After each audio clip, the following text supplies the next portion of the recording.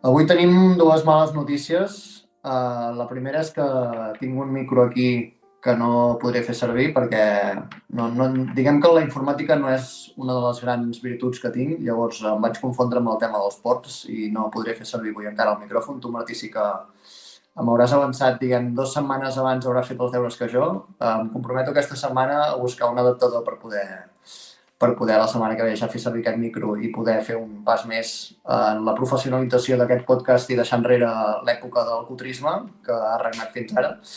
I la segona mala notícia, menys important, molt menys important que la primera, és que els mercats segueixen enfonsats, l'economia segueix enfonsada. La setmana passada va ser bastant terrible, Martí, no sé com la vas viure tu. Bona tarda, inversors, bon dia, inversors. Avui gravem un dia dilluns per estar més al dia de què ha passat en els mercats, perquè la setmana passada, com bé dius, Ricard, tots els inversors que estàvem al mercat van patir, van perdre diners, tant en accions, tant en bons, tant en actius refugi com or. Fins i tot Bitcoin, que últimament estava desacoplat de la resta d'actius, també baixava una mica. Per tant, tot vermell a les carteres. I quan una persona veu la seva cartera vermella, s'estressa, pensa en vendre, no és el que s'ha de fer en aquestes situacions. Ans al contrari, si Bursaire, que ens estàs escoltant, si encara no estàs invertint al mercat, és un molt bon moment avui mateix per entrar. El Nasdaq porta una correcció des de màxims d'un 20%, més d'un 20%. L'S&P 500 també, estem per sota dels 6.400, que feia més de 6 mesos que no estàvem en aquests nivells, i és un bon moment per entrar. I si ja estàs dins, si veus que el teu portfolio baixa, és un bon moment també per acumular. No només en accions, sinó també en actius una mica més segurs, si et vingués de gust. El bon a 10 anys dels Estats Units, US Bonds 10 Years Yield, la setmana passada marcava uns màxims d'anys, com comentàvem, va arribar al 4,45% d'interès, que és un número molt alt, pels estàndards d'aquest producte als Estats Units, i aquesta setmana, just des de l'obertura d'avui, ha fet una correcció a la baixa que indica que els inversors estan corrent cap a aquest producte una mica més segur. S'estan allunyant una mica de les accions, que avui està pla, després d'una baixada de la setmana passada, avui ha obert pla, no està pujant ni baixant gaire, però aquest tipus d'interès del producte de 10 anys, el bon segur dels Estats Units, està baixant a un 4,32% ara mateix, en directe. I moure's un dia d'un 4,45 a 4,32 d'un producte tan líquid, d'un producte tan gran que hi ha tants diners darrere, indica que els inversors, els grans inversors institucionals estan corrent cap al refugi. Però sí, seguim acumulant. Tot i la incertesa, tots els números vermells, vaig viure la setmana com s'obrien més oportunitats per augmentar la meva cartera. Seguim acumulant, m'agrada aquesta filosofia. Comencem per aquest tema, va, que és segurament el tema que més interessa a la gent. Avui tenim... No farem tampoc un episodi molt llarg perquè és dilluns, com deies, Martí. Avui Normalment pengem els podcasts del diumenge, però vam pensar que en aquest cas era interessant també mirar una mica com obria la setmana, que era una cosa que fins ara no havíem fet mai, sempre ho fèiem al tancament. I en aquest cas sí que volíem veure, després d'aquest divendres tan horrible que vam tenir la setmana passada, veure aquesta setmana com obrien els mercats, no? Llavors, abans d'entrar en tot això, ara repassarem una mica què va passar la setmana passada, quins són una mica els titulars d'aquests últims dies, com fem sempre, però això que deies tu, Martí, o sigui, ara hi ha molta gent que està parlant, no?, de si és moment, no és moment d'invertir, de si la borsa pot seguir caient, de si estem ja al terra. És una cosa que, com sempre diem, no és que costi, és que és impossible d'endevinar, no? I, per tant, aquesta gent que s'està plantejant això, però que té el dubte, té el dilema de dir, no, potser és millor que esperi el que acabi de caure, que la situació s'aclareixi per poder entrar, tu què els diries que és millor fer ara mateix? Algú que s'estigui plantejant de començar a invertir o que pugui estar-ho pensant, encara que sigui molt de lluny, no?, en els moments actuals. Doncs que el primer pas, el millor moment per fer-lo és ara mateix. Llavors, si no tens un broker, si no tens una compta online d'algun broker d'estil de Giro, Interactive Brokers, etc., fes-ho, o Revolut mateix, també funciona, fes-ho, posa diners allà, perquè ara mateix és una molt bona oportunitat per entrar. Ningú et diu que la setmana que ve no sigui una setmana encara millor per entrar, si la guerra va cap a pitjor, etc. Però com a mínim ja estaràs preparat, ja tindràs els diners allà, posa 500 euros per començar, posa 1.000 euros per començar, i a poc. I llavors hi ha productes més o menys segurs i barats amb molt poques comissions, per no dir nul·les, als quals pots entrar, però necessites tenir els diners preparats. Per exemple, un exemple hiperconcret. Sí que aquest cap de setmana tenim pensat començar el nostre primer curs de com ensenyar literalment a un inversor novell que no ho ha fet mai com obrir una compte, quin producte invertir, com fer-ho pas a pas, les accions, les ordres, etc. Si vols donar més detalls després, Ricard. Ja podem fer. Podem començar a fer una mica de promoció abans de publicitar o abans de fer oficial aquest curs en català de finances per a novells. Però molt concret. T'obres de Giro et demanaran certs documents, etc per veure que ets una persona física, la teva residència fiscal, etc. No t'espantis, és un procés normal, et demanaran el DNI, etc. Molt normal. I llavors, un cop tinguis el compte, t'hauràs d'enviar diners. Això és simplement una transferència molt fàcil, IBAN, de banc a banc, tarda entre 1 i 2 dies a arribar els diners, i quan arribin, ara escriuré aquí, puc escriure, o al vídeo, a la descripció del vídeo de YouTube, descriurem 4 tickets molt concrets de les ETFs que pots entrar literalment per estar més diversificat i alhora amb molt poca comissió, si no nul·la, com hem dit. Un és iShares Core MSCI World, que és que estàs diversificat mundialment. És un ETF que té 0 comissions a De Giro i cada acció val 107 euros per acció avui. Per tant, si poses 500, pots posar un cinquè d'això, més o menys, 107 euros, en aquest ETF. EAM és el ticker. Molt simple. 2 ordres i el compres, per estar diversificat mundialment. Per tenir una mica més d'exposició a Europa, compres el iShares Core DAX UCITS. I veuràs que tant el primer ETF com el segon ETF que t'he dit, al final del nom hi ha diverses sigles. Una són euros, IUR o USD, en el cas de la primera acció, que simplement et denomina en quina currency o en quina moneda està denominada l'ETF. En aquest últim cas són euros i en el primer cas eren dòlars.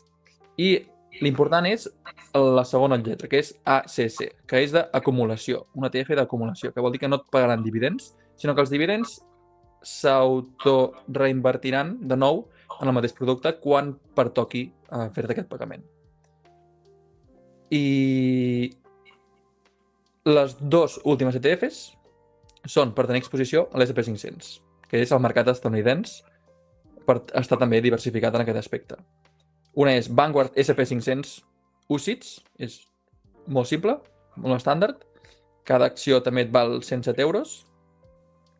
I una altra de Vanguard, en lloc d'agafar l'iShares per la primera, que és per estar també diversificat mundialment, que és el Vanguard FTSE All World.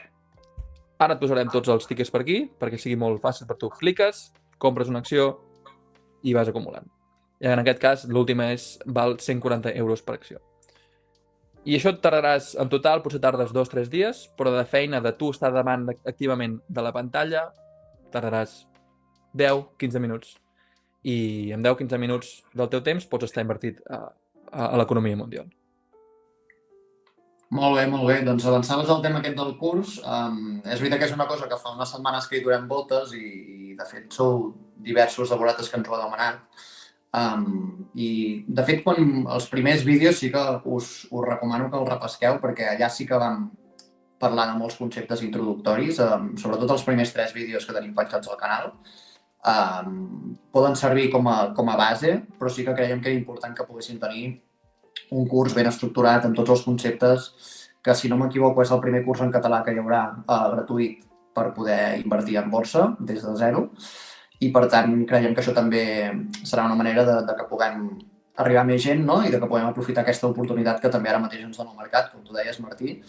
Ara mateix no sabem si el mercat pot seguir baixant, no sabem si la guerra d'Iran es resoldrà la setmana que ve, però sí que sabem que per a un inversor a llarg termini és una boníssima oportunitat per poder començar a invertir. De fet, tu abans, Martí, ja ho repassaves una mica, en parlàvem d'aquesta setmana passada que vam viure, va ser una setmana molt negativa, molt vermella en borsa, però no només la setmana passada, sinó que venim d'una tendència que d'aquestes últimes setmanes, d'aquest últim mes, sobretot des que va començar la guerra d'Iran, però no només, sinó que també ja abans d'això teníem diferents elements que feien que el mercat dubtés, no? I que feien que els inversors tinguessin certa por. I això va culminar el divendres passat, que va ser un dels dies més desastrosos que recordo en borsa. Vull dir, vam tancar el divendres, vam tancar la setmana amb l'IBEX caient un 1,8%, l'Eurostoxx, les 50 empreses més importants d'Europa, l'índex que mesura aquestes empreses, un 2,2% de caiguda, l'S&P 500 un 2,9% i el Nasdaq un 4,4%. O sigui, estem parlant de la setmana més negativa, més vermella, més baixista del Nasdaq, d'aquest índex que agrupa les principals empreses tecnològiques dels Estats Units, en tot el que portem del 2026. A veure, és veritat que estem a 30 de març, portem 3 mesos, però d'aquests 3 mesos, d'aquestes 12 setmanes que portem d'any, ha sigut la pitjor, a més amb bastanta diferència, no? Llavors, estem en un moment que estem molt allunyats de màxims, que molta gent s'està començant a preguntar si ara podria ser un bon moment per començar a invertir, un bon punt d'entrada, sobretot pensant això, pensant en el llarg termini, perquè no sabem si la cosa pot seguir baixant 2 o 3 setmanes o un mes o 2 mesos, però sí que pensant en el llarg termini, ara estem començant a veure que diferents accions estan a unes valoracions molt atractives, no? Especialment per accions tecnològiques. Llavors, pot ser un moment interessant per entrar i aprofitarem aquesta oportunitat també per poder fer aquest curs. Exacte. I com deies, el que no sabem és què passarà amb els rendiments de mercat, si seguirà baixant o no. A llarg termini, com bé dius, sí que hauria de seguir pujant i seguirà pujant. Però el que sí que sabem del cert, i ja estan publicant els bancs centrals els pronòstics de la inflació, és que la inflació està arribant la primera onada d'inflació i la inflació serà més alta de l'esperada. I si tens els teus diners en el banc o en productes hipersegurs que et donen un 0,5%, et donen menys d'un 1% de rendibilitat, no val la pena perquè acabaràs perdent poder adquisitiu. I sí que val la pena destinar temps i esforç a posar aquests diners que et rendiran millor si estan indexats en borsa. Val, doncs anem a fer una mica de repàs de també com han anat aquests últims dies, molt ràpid. Avui intentarem anar ràpid, tot i que no sempre ho complim. Anem amb la guerra d'Iran, que és evidentment el gran tema d'aquestes setmanes a nivell d'economia, de mercats, de borsa, de política. I una mica el titular que crec que podem fer ara mateix, o l'estat de la qüestió, és que el mercat està molt confós, no? No sé si estàs d'acord, Martí, que d'una banda tenim a Trump, que la setmana passada va ajornar 2 vegades, en 7 dies, no? Va ajornar 2 vegades aquest ultimàtum que ha fet a l'Iran per, diguem, entre d'altres coses, alliberar o desbloquejar l'estret d'Hormuz, no? Aquest ultimàtum, aquesta amenaça que li va fer de que bombardejaria totes les seves instal·lacions, no? Totes les seves infraestructures, si no desbloquejava, entre d'altres coses, immediatament l'estret d'Hormuz. Ja s'ha posposat 2 vegades, no? O sigui, inicialment tenia un ultimàtum em sembla que fins al dilluns passat, llavors el dilluns passat va passar a ser divendres i de divendres ha passat a ser el 6 d'abril, no? Ja ha passat 2 vegades i la gent aquí una mica comença a desconfiar de si realment això és un farol i si Trump està disposat o capacitat per fer realment, no, per fer pagar aquest preu que ell diu, no, que ell insinua a l'Iran, no? Però vaja, sí que sabem que hi ha aquestes converses per intentar arribar a un acord, tot i que l'Iran obertament no ho reconeix, òbviament, tampoc els interessa, perquè això per part seva també seria perdre força negociadora. Però paral·lelament a aquestes converses que està mediant o que està conduint el Pakistan, no? Que no són, en cap moment són directes, sinó que són a través d'aquest intermediari, paral·lelament a això la guerra segueix, o sigui, l'Iran segueix destruint i arrasant tot el que pot, de fet fins avui encara hi ha hagut atacs, Israel també va a la seva bola i els Estats Units de fet està desplegant forces militars, no, en el territori i s'ha parlat de que en algun moment podria plantejar-se d'ocupar l'illa de Kark, que és aquest centre, no, aquesta pedra angular, diguem, de la infraestructura petroliera de l'Iran, o fins i tot d'intentar controlar tota la costa de l'Iran al voltant o a l'entorn de l'estret d'Hormuz per també desbloquejar per via terrestre, no? Per via militar, tot aquest estret per on, com hem comentat moltes vegades, passa un 20% del petroli i del gas mundial, no? Llavors, Clar, tenim el mercat que està rebent com aquests inputs molt contradictoris, no? De que per una banda sembla que hi ha ganes d'arribar a aquest acord, però l'Iran nega que hi hagi aquestes converses, però al mateix temps també hi estan segueixen, diguem, aquestes represàlies o aquests atacs creuats, no? Aquest foc creuat entre les dues bandes, i al mateix temps tenim Hormuz, que sembla que està tancat, però que no està tancat del tot, perquè parlem de que hi ha aquest bloqueig, però realment aquest bloqueig no és al 100%, perquè sí que estan passant alguns barcos. No sé si tu, Martí, per la feina, que això ho controles bastant, si estàs veient, no?, que hi ha aquest trànsit de vaixells que sí que estan deixant passar. Estan passant. A la feina ho monitoritzem bastant i estan passant, però no estan passant en comparació amb abans de la guerra. Òbviament en passen molts menys. I estan passant tant d'est a oest com d'oest a est, és a dir, els dos sentits estan obrint a poc, però avui en dia, per exemple, cap a l'est estan passant entre 2 i 3 barcos al dia, internacionals, no de l'Iran, sinó internacionals, però no són de petroli, són de... En aquest cas, en els últims dies, són de LPG, que és un derivat del gas, i de liquid chemicals.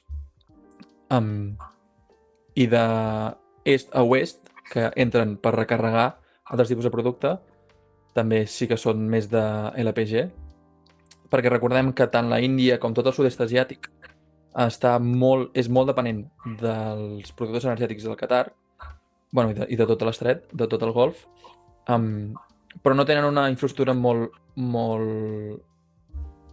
evolucionada en quant a consum d'aquestes energies i tiren molt del gas butà o de l'LPG, que es diu. Llavors hi ha molts barcos que passen per allà que són de l'LPG i són els primers que estan començant a passar. És com un petroli molt simple, o sigui, el butà de tota la vida, bàsicament. Però sí que estan començant a passar. Barcos, a poc. I relacionat amb el que deies, que el mercat està reaccionant molt al que fa Trump, a les coses que diran, etc. Les primeres setmanes sí que veiem com molts moviments a l'alça, moviments a la baixa, depenent del titular que sortia, depenent del que deia Trump, del que deia el vicepresident, del que deia... o dels atacs que ja estava havent per part d'Iran. Però els últims 2 o 3 dies veiem que si en cas que sortís algun titular bo, el mercat tampoc s'acaba de prendre bé. Els missatges més optimistes de Donald Trump la setmana passada, que cada vegada que veu que l'interès del bo a 10 anys s'apropa als 4,4, 4,45, ja va fer-ho molts en els últims casos, tant amb Groenlàndia com amb les tarifs, etc.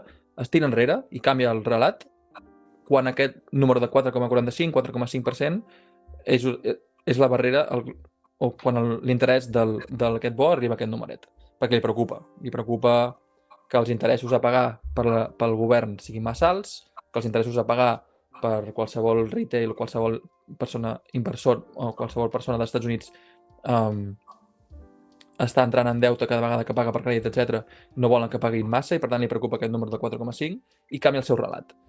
I fins ara el mercat se l'ha cregut, cada vegada que ha canviat el seu relat, el mercat ha dit, vale, doncs no, corregim, per tant, les coses aniran millor del que anaven fins avui i pugem a l'alça.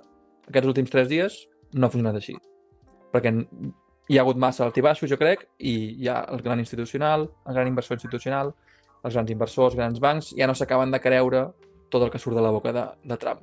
Perquè ara ja recordem, no depèn només d'ell, les tarifs sí que depenien només d'ell, el tema Groenlàndia sí que depenia només d'ell, ara és el primer cop que ell pot canviar de relat, però és que el que acabi passant no depèn només d'ell. A no ser que s'acabi baixant les calces, diguem-ne, i dient obertament que ha perdut la guerra, o que no pot tirar més endavant de la guerra, que no passarà. Depèn d'una altra entitat com és Iran, que ja està dient que, avui al matí crec que ho han dit, que totes les notícies que surtin, a partir d'avui, que l'inversor, quan els llegeixi completament el contrari de les notícies. És un mercat complicat de navegar aquests últims dies. Totalment d'acord. Ara, això que deies del famós Trump put, no?, que es coneix, que cada vegada que Trump veu que les borses baixen massa o que l'interès dels bons puja massa, diu alguna cosa i això els mercats de seguida, no?, és com un revulsiu a l'alça pels mercats, no?, que com deies va passar amb el tema de Groenlàndia, va passar amb el tema de les aratzels i amb tantes altres coses, no? I és veritat, jo crec que ara la gent ha caigut que això no només depèn de Trump i que per tant tot salvador president dels Estats Units, que en teoria és la figura més poderosa del món, no? I amb més autoritat del món, no té prou força per parar aquest conflicte, no? Llavors, si no el pot aturar la persona amb més poder del món, qui l'aturarà, aquest conflicte? Això és el que el mercat el mercat s'està preguntant, i això és una mica el que justifica que també el divendres hi hagués aquesta jornada tan baixista, no? O sigui, crec que la gent està començant a fer aquesta reflexió. De fet, si parlem també una mica de com està l'inversor, que és una cosa que també és molt important d'anar analitzant, no? Estem veient que hem passat una mica, o sigui, hi ha hagut un canvi de tendència en aquests últims dies, que tu ja ho apuntaves una mica, un canvi en el sentiment de l'inversor, que fins a mitjans de març el sentiment era molt d'aguantar el que en anglès es diu el hold, no? Aguantar les posicions sense vendre res sota el risc de que en qualsevol moment Trump pogués sortir com sempre feia, no? I pogués dir alguna cosa i que el mercat es pogués tornar a disparar, no? I que el conflicte d'un dia per l'altre, sense que ningú s'ho esperés, de la mateixa manera que com va començar sense que ningú s'ho esperés, també s'acabés sense que ningú s'ho esperés, no? I pugés com va baixant el seu dia, doncs així també d'un dia per l'altre. I clar, la gent això no s'ho volia perdre, o sigui, tu si ets inversor, tu tens les teves posicions, no et vols perdre aquest possible rally que sortirà el dia que Trump recapaciti, com ha fet altres vegades, no? I les coses tornin a la normalitat, no? I això era el sentiment que hi havia, o era l'estratègia que molta gent tenia fins a finals de març, i ara el que sí que s'està veient és que hi ha un canvi total de tendència, no? I hem passat una mica d'aquest hold, però que era un hold que també la gent aprofitava per comprar i per ampliar, no? Aprofitant també aquests preus bons, hem passat del que en anglès es coneix com el buy the dip al sell the rip, no? O sigui, la gent ja no té ganes d'aguantar i de fins i tot ampliar certes posicions, sinó que la gent té ganes de vendre. I el que està passant és que a la mínima que el mercat repunta una mica, a la mínima que hi ha una notícia mínimament bona que fa que hi hagi una certa recuperació del mercat, molta gent aprofita per vendre, perquè la gent vol tenir liquiditat per protegir-se del risc d'aquest mercat i d'aquesta situació geopolítica que no sabem cap on va, però també vol tenir liquiditat per això que deies tu abans, Martí, aprofito per connectar-ho, del tema dels bons. Si els bons ara mateix t'estan donant un 4,4%, per què tenir els diners invertits en accions que potser en les properes setmanes et cauen un 20% addicional o un 15 o un 10% addicional, no? Quan tens aquests bons governamentals, que són una inversió molt més segura i que t'està donant una rendibilitat que està, de moment, bastant per sobre de la inflació. Veurem també aquesta inflació com evoluciona, perquè la cosa no pinta gens bé. El que sempre diguem, o sigui, més enllà de la guerra hem de pensar també molt en les conseqüències que això tindrà en el mitjà i en el llarg termini, i en aquest sentit la setmana passada va haver-hi una notícia que no se'n va parlar prou, però que per mi és de les més negatives de la setmana passada, tot i que segurament això no se'n va parlar prou, ni va tenir tampoc molt d'impacte en els mercats, que és que Qatar va alertar que la seva infraestructura d'exportació de gas ha quedat danyada a llarg termini a causa de la guerra, i per tant això farà que molts contractes que aquest país tenia en diferents estats s'hagin de posposar o s'hagin de paralitzar, no? Exactament. El mercat del gas natural a Europa sí que està reaccionant tot aquest últim mes a problemes que hi haurà de subministrament de gas natural, perquè Qatar, com deies, des de la seva planta de Ras Laffan subministren molt de gas natural a Europa. La setmana passada, quan van donar... En aquest món es diu force majeure, quan tens un contracte a llarg termini i veus que per algun problema natural, o desastres naturals o guerres, en aquest cas literalment, no pots enviar els barcos físics on els havies promès, en lloc de perdre contractes multimilionaris, bilionaris, doncs you claim force majeure, que es diu en aquest món, i llavors anuncies al món, no podrem donar gas, i en aquest cas Qatar no acabarà de perdre tots els milions que hauria de perdre si hagués de penalitzar la gent que estava esperant el seu gas. I el que deies, sí que és veritat que a llarg termini tenen plantes que hauran de fer obres a les plantes com per arreglar-les, que ja han dit que entre al voltant de 12,5 megatones anuals de gas natural, que això són entre uns 150 a 200 barcos anuals de gas natural, que són bastants, és un cada 2 dies, ja han dit que fins d'aquí 3-5 anys això estarà perdut al 100%. Però la resta, si la guerra s'acaba, pot ser que d'aquí 2 mesos comencem a veure, d'aquí un mes, comencem a veure que, perquè la planta és gegant i de les plantes que sí funcionen, o de les parts que sí funcionen de les plantes, comencin a sortir barcos cap a Europa. Però sí, aquesta oferta de 12,5 milions de tones per any, que en termes relatius, mundialment parlant, signifiquen entre un 3 i un 5% de tot el subministre global de gas, que sí que està pronosticat que anés creixent els propers anys, però un cop van caure 2 bombes a la planta de Ras en aquell moment un 5% de tot el gas que s'havia de subministrar en el món es va perdre de 3 a 5 anys. I quan tens un xoc a la demanda, un xoc a l'oferta tan gran, i tens una demanda inelàstica en aquest sentit, perquè Europa no es pot permetre passar fred a l'hivern, doncs tens un impacte en el preu com el que estem veient, que el gas natural a Europa està pujant més d'un 40% en l'últim mes. Totalment. I simplement afegeixo un tema. Aquesta setmana, la setmana passada, hi havia un article molt interessant al 3CAT d'Antoni Canís, que parlava també, dic perquè per també una mica entendre l'impacte que pot tenir aquest conflicte a casa nostra, no? O sigui, parlava del cas de Catalunya, que Catalunya importa, o sigui, perquè us feu una idea, Europa, i n'hem parlat altres vegades, Europa depèn molt de les importacions d'energia, no? No és com als Estats Units, que als Estats Units produeix la major part de la seva energia, del seu petroli, del seu gas. De fet, és el principal productor del món de petroli i de gas natural liquat, i molt d'aquest és pel seu propi consum, no és que no exporti tampoc massa. N'exporta una part, sobretot a Europa, però molt se'l queda pel seu propi consum. Però, en canvi, Europa sí que depèn molt de les importacions d'aquests recursos, no? En el cas d'Europa estem parlant de que un 58% de l'energia que es consumeix s'importa, però és que en el cas de Catalunya, no sé si ho sabíeu això, és un 93%.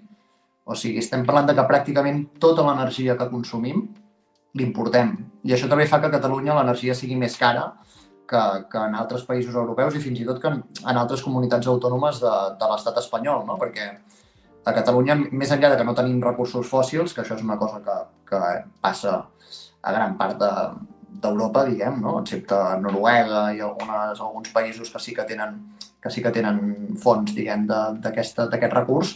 En el nostre cas no tenim recursos fòssils, però més en el cas de Catalunya hi ha un problema afegit, que és que no s'ha fet ni de bon tros la mateixa inversió en energies renovables que sí que s'ha fet en altres comunitats autònomes de l'estat espanyol, no? O sigui, l'estat espanyol té més diversificació de fons, ha apostat més per les renovables. De fet, segons dades de Red Eléctrica del 2024, a Catalunya només el 19% de l'electricitat produïda es va fer a través de la fotovoltaica, de l'eòlica o de la hidràulica, mentre que a l'estat espanyol estem parlant de més de la meitat de la generació que es va produir a través d'aquestes fonts, no? I en algunes comunitats autònomes, de fet, supera el 70%. O sigui, hi ha comunitats autònomes que han fet molt més els deures que Catalunya en aquest sentit, i això també fa no només que l'energia sigui més econòmica, sinó que estiguin menys exposats a les conseqüències d'aquest conflicte, no? Que en el nostre cas, a més, no només és un problema de que depenguem molt del subministrament que ens ve de fora, sinó que depenem molt de fer ús d'aquests recursos per poder funcionar.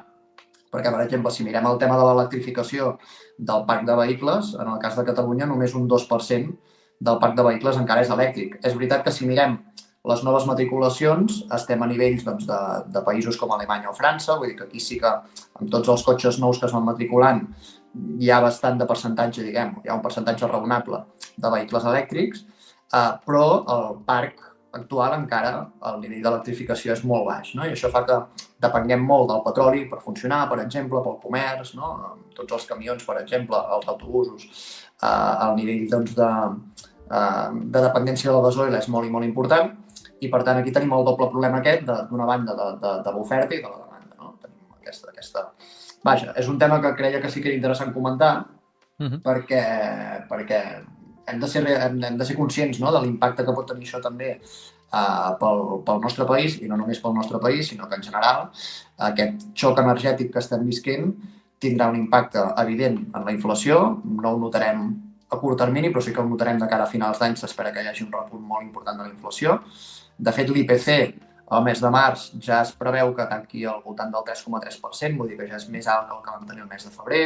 I és la xifra més alta, de fet, des del juny del 2024. Vull dir que aquí sí que podríem començar a veure una certa tendència, no?, de certs productes, sobretot molt, en aquest cas encara està molt condicionat per el preu de l'energia, pel preu dels carburants, en aquest cas.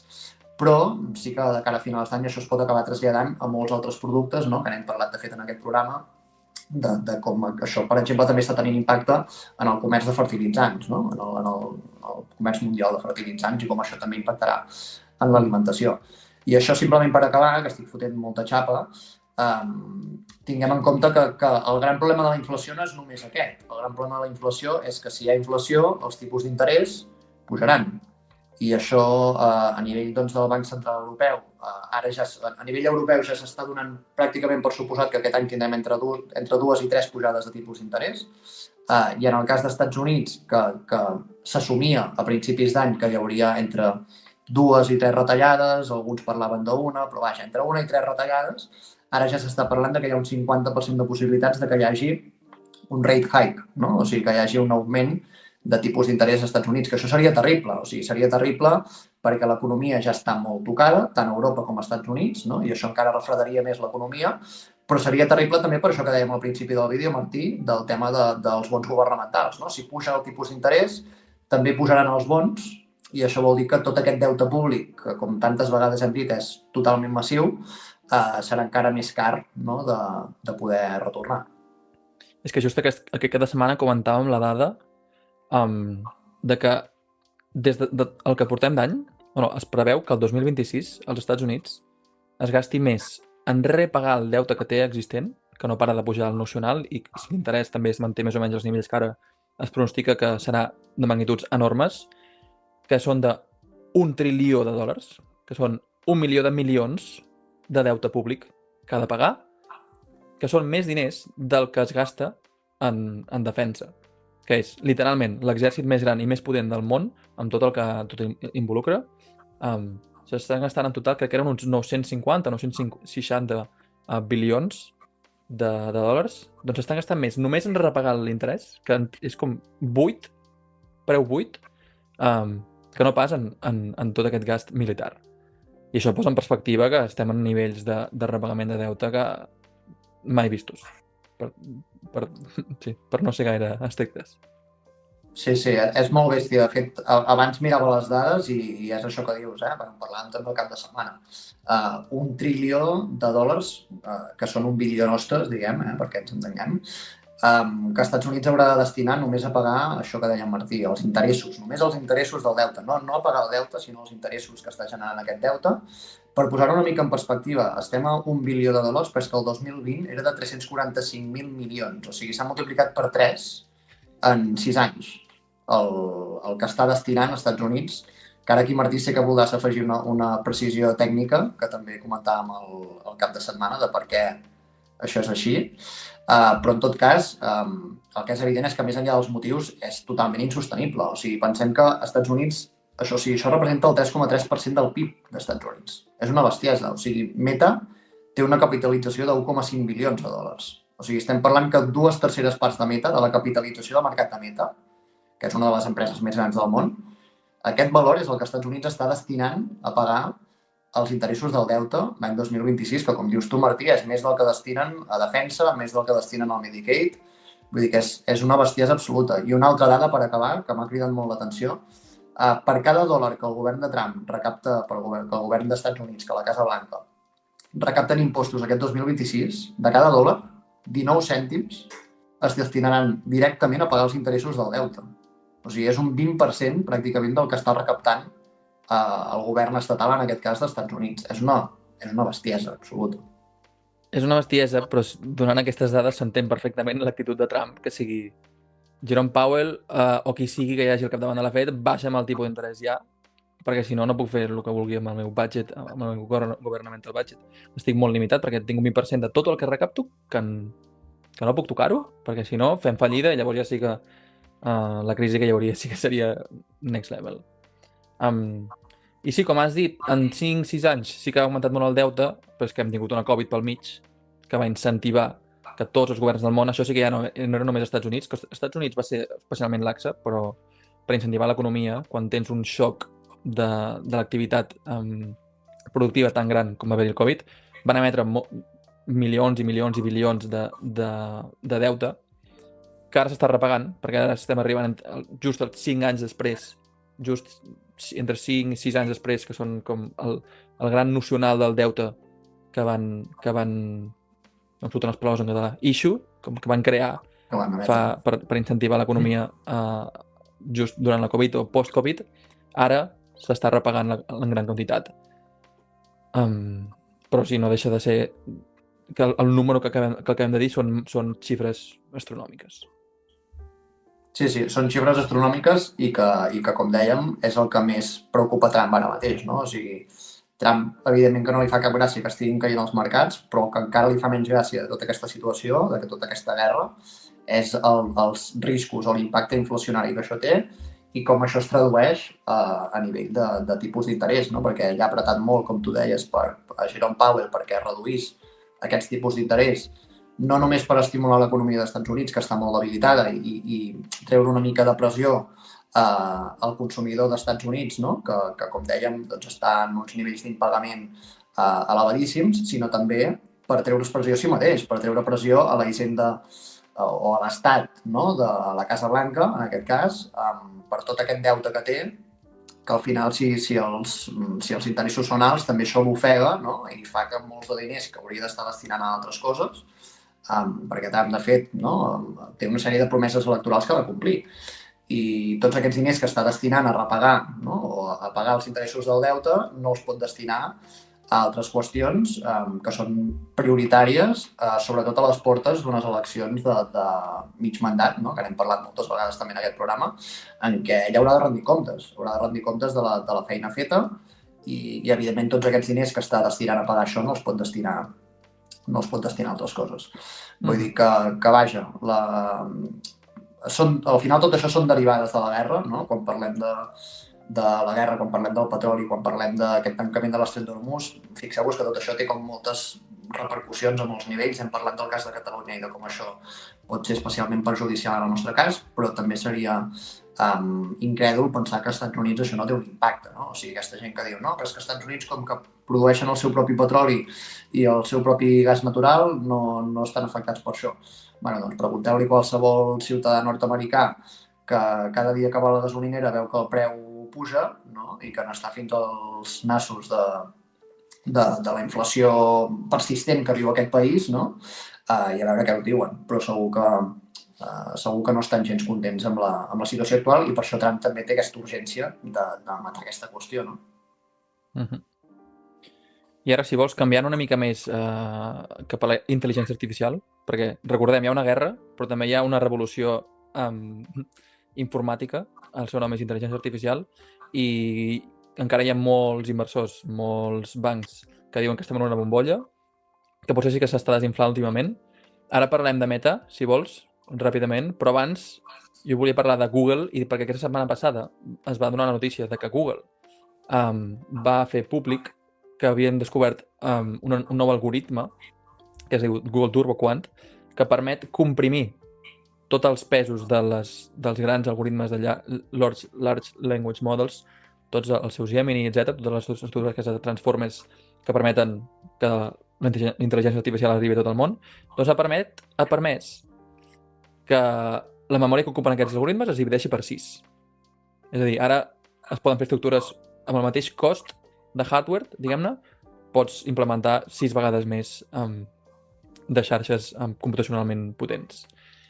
En reacció a aquesta notícia, Google, quan va sortir la notícia, va pujar una mica, es va mantenir flat, però totes les empreses que estan més relacionades, més exposades al sector de la memòria, al sector de la intel·ligència artificial, de memòries respecte a intel·ligència artificial, com és Micron Technologies i SanDisk, etc., que estaven molt de moda els últims mesos perquè no paraven de pujar, doncs aquestes es van fotre una patacada important.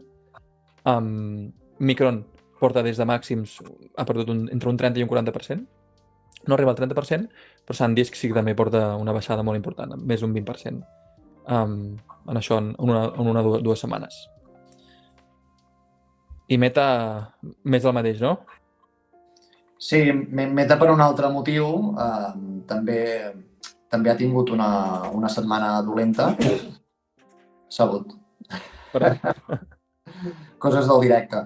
No, crec que està molt bé que parlem d'això perquè al final aquest cap de setmana escoltava també un youtuber que m'agrada molt, a Cárpatos, José Luis Cárpatos, que parlava de que al final la guerra el que està fent és...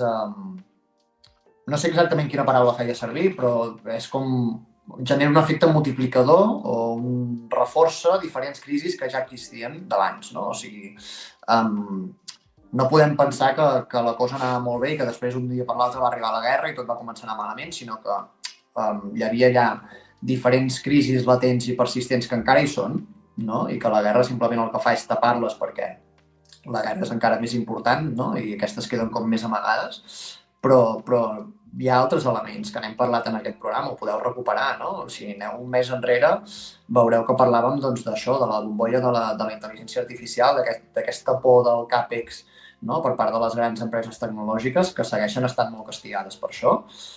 De tot el tema, hem parlat també del tema del crèdit privat, o sigui, tot això són qüestions que segueixen existint, encara que estiguin tapades per la guerra, i que una vegada tot això s'aclareixi, no? Que jo crec que arribarà un dia que això s'acabarà i que hi haurà un acord i llavors haurem de mirar també quines conseqüències té a nivell d'inflació i tal, però això al final és una cosa temporal, però aquestes altres crisis seguiran existint, no? I seguiran sent temes latents que aniran sortint de tant en tant, aniran traient la pota.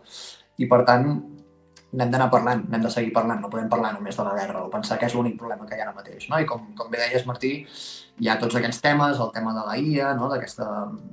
Bueno, d'això que deies tu també relacionat amb tot això, de com està el software, no? Com està el sector del software tradicional, que també n'hem parlat en aquest programa, de que està supercastigat perquè la gent es pensa que la intel·ligència artificial acabarà pel seu model de negoci, no? I podem parlar d'Adobe, podem parlar de Salesforce, podem parlar de Constellation Software, moltes empreses que estan llastrades per això, no? Però aquesta setmana, com dius, hem tingut una altra notícia que també ha perjudicat molt una empresa que sol pensar que és això que en anglès es diu too big to fall, no? O sigui, una empresa que és tan gran, tan important, que va sempre tan bé, que ens pensem que és infal·lible i que no caurà mai, que sempre anirà bé i que sempre anirà més, no? I a vegades també té algunes males notícies que la frenen. En aquest cas, estem parlant d'una qüestió d'aquest cop judicial, no? D'una qüestió que té a veure doncs, amb la justícia. Aquí sí que hem de fer una precisió perquè els mitjans de comunicació no són del tot encertats quan tracten aquest tema, perquè no estem parlant, o sigui, els mitjans de comunicació ho venen com si Meta hagués perdut 2 judicis clau i realment no és així. No és que Meta hagi perdut 2 judicis, sinó que hi ha hagut uns veredictes per part d'uns jurats populars que han resolt en contra de Meta, però a partir d'aquí això ho haurà d'agafar un jutge, no? Un jutge haurà d'emetre una sentència i Meta, òbviament, també es podrà defensar i podrà presentar al·legacions, no? I per tant, no és segur que la resolució de tot aquest procediment acabi perjudicant a Meta o acabi sent tal com indica aquest jurat popular, sinó que poden haver-hi canvis pel mig, no? Pot passar molta cosa i en tot cas el que és segur és que això és una situació que s'allargarà 2 o 3 anys com a mínim, no? Vull dir que no és una cosa ni molt menys immediata. En tot cas, el que ha passat, com deia, és que aquests són 2 judicis paral·lels, diferents, que no tenen res a veure l'un amb l'altre, en què 2 jurats populars han resolt d'una manera que és veritat que no és gens favorable a Meta. En un cas també, de fet, perjudica a Alphabet com a propietària de YouTube. El primer judici, que és un judici que només va contra Meta, és aquest judici de Nou Mèxic, en un estat dels Estats Units, en què un jurat aquest jurat popular opina o resol que Meta hauria d'indemnitzar en $375 milions, hauria de pagar una multa, més ben dit, de $375 milions per no haver protegit els menors de determinats depredadors sexuals, o sigui, és per un tema de protecció, en aquest cas dels menors. I la segona sentència, que és una sentència que anava contra Meta i també contra Alphabet, com a propietària de YouTube, és per una qüestió d'una noia que va denunciar aquestes companyies per addicció a les xarxes socials, segons ella, generades pels algoritmes que tenen aquestes xarxes, no? Llavors, en aquest cas també el jurat popular estima que aquestes 2 empreses han d'indemnitzar aquesta noia per aquesta qüestió. Com dic, no són sentències fermes, estem en fase de veredicte, un jutge haurà de dir el que consideri, però sí que és veritat que això ha generat molta inquietud i molta por, no tant per als diners, que en cas que això acabés així, tal com ha marcat aquests jurats populars, haurien de pagar Meta, perquè realment per a ells això és calderilla, però sí que preocupa l'efecte dominó que això pugui tenir, perquè hi ha moltes altres demandes similars als Estats Units per qüestions també relacionades amb el funcionament de les aplicacions de Meta, que es considera que podria generar un efecte cascada, de que si el fet de... Això en justícia sempre passa, que una vegada tu generes jurisprudència també fas molt més probable que en el futur un jutge es pugui agafar aquesta jurisprudència per poder anar en aquest mateix sentit.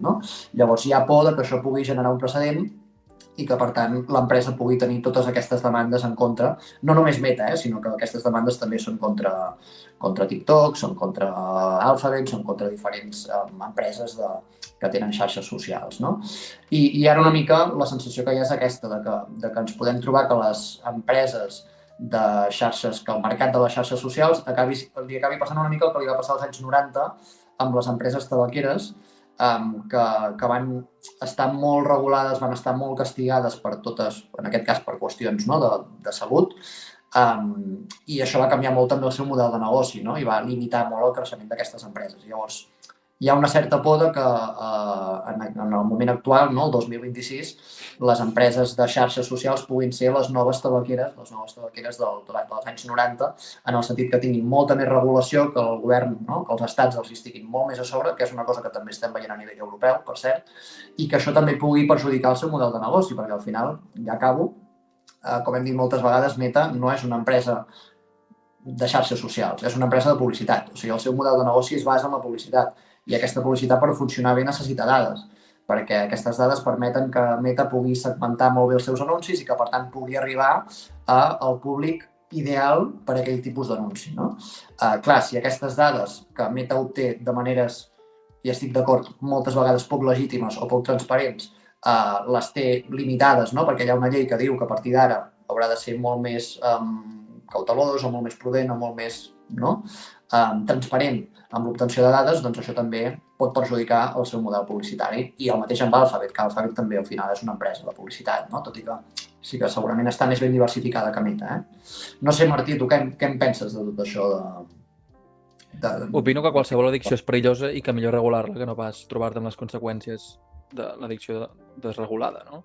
L'analogia que feies amb les tabaqueres em sembla molt adient.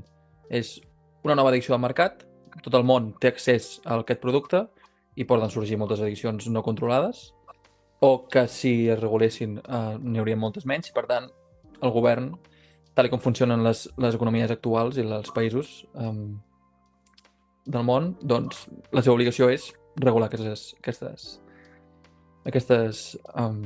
addiccions. I sí que hem vist que aquestes empreses de software que es dediquen a implementar algoritmes per promoure xarxes socials, activitat social, etc., a través de les noves tecnologies i de les pantalles, han crescut molt ràpid, han crescut d'una manera exponencial, doncs potser no ho haurien d'haver fet tan ràpid.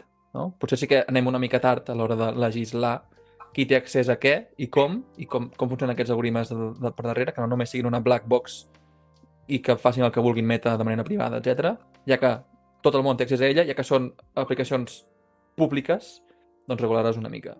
Potser veiem que aquestes empreses creixen a un ritme molt més baix que ja s'esperava en el futur, però que potser creixen a ritme de com està fent Coca-Cola i com està fent McDonald's últimament, i no com han estat fent Google, com han estat fent Apple, etc. els últims anys.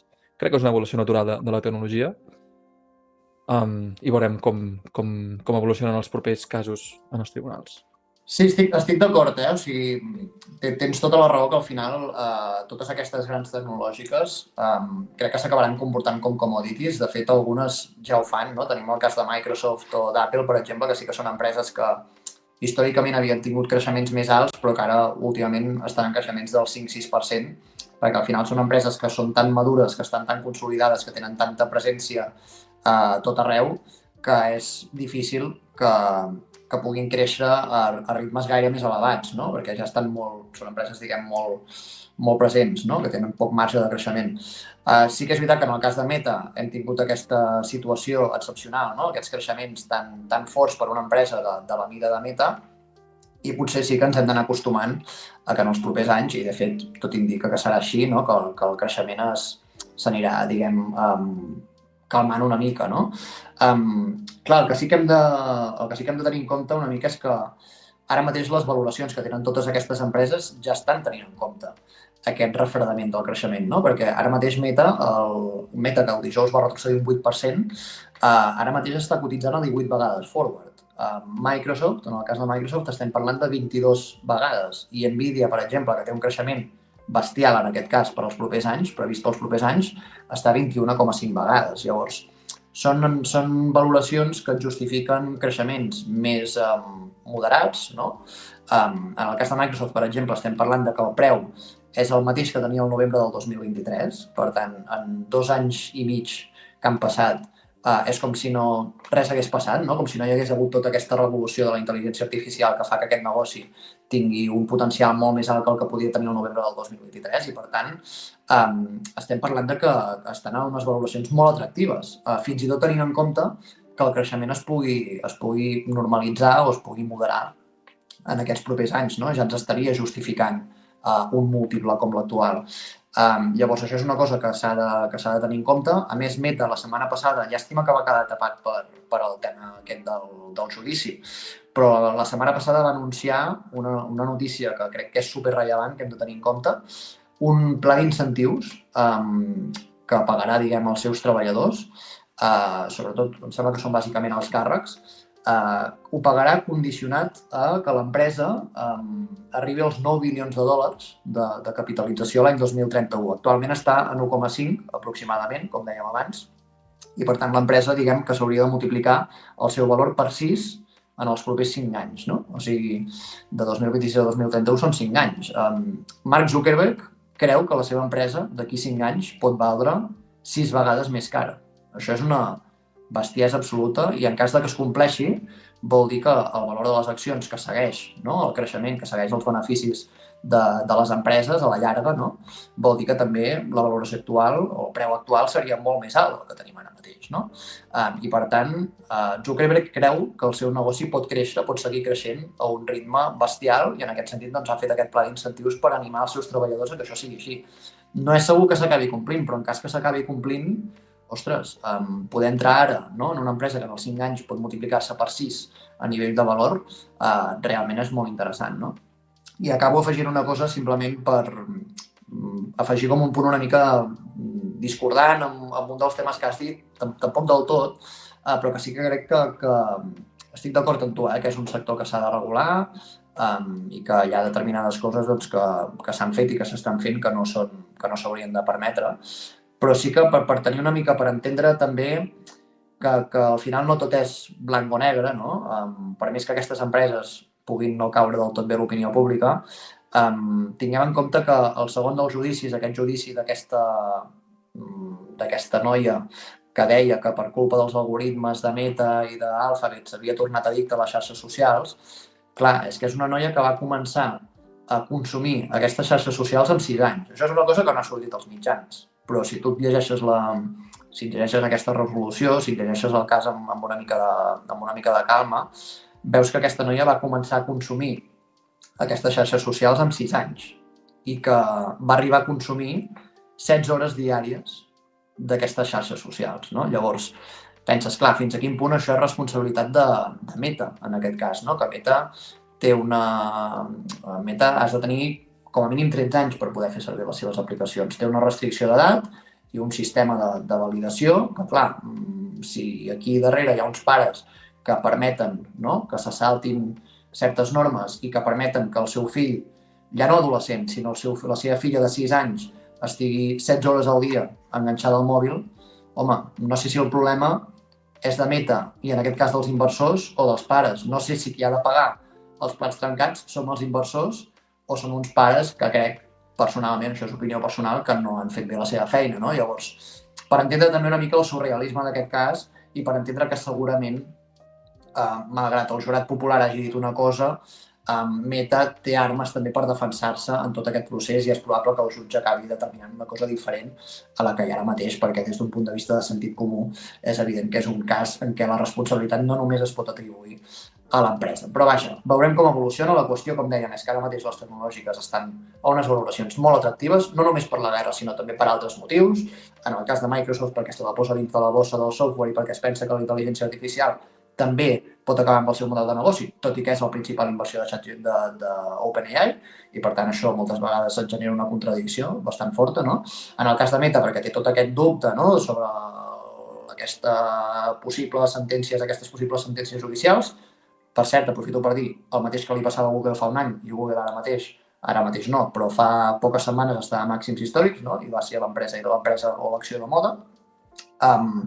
I per tant, també hem de posar ho hem de posar entre moltes cometes perquè pot ser que això passi, com va passar també en el cas de Google, però la qüestió és que per un motiu o per l'altre tenim totes aquestes empreses tecnològiques bé de preu i ara crec que representen grans oportunitats, però en tot cas haurem de també anar seguint tot aquest tema perquè sí que és un tema que a curt termini pot afegir molt de soroll en aquesta acció, no? Doncs fins aquí el programa d'avui.